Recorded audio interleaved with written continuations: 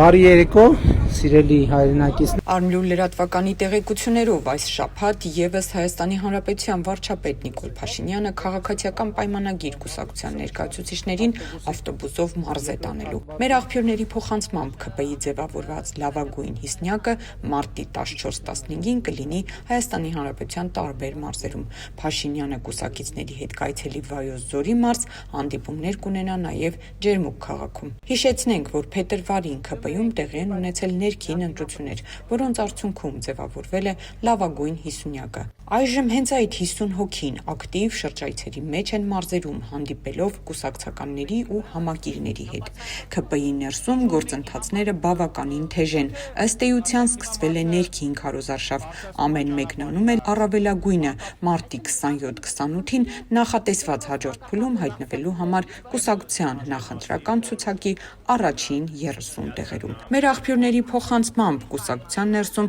լուրջ մրցակցություն է ընթանում։ Այդ ոսկե 30-յակում հայտնվելը շատերի համար ոչ միայն քաղաքական, այլև ազդեցության հարց է դարձել։ Կարճ ասած, առաջիկա հանգստյան օրերը ՔՊ-ում լինելու են լարված, իսկ մարզային այցերը ոչ միայն հանդիպումներ, այլ նաև ներքին պայքարի հերթական փուլ։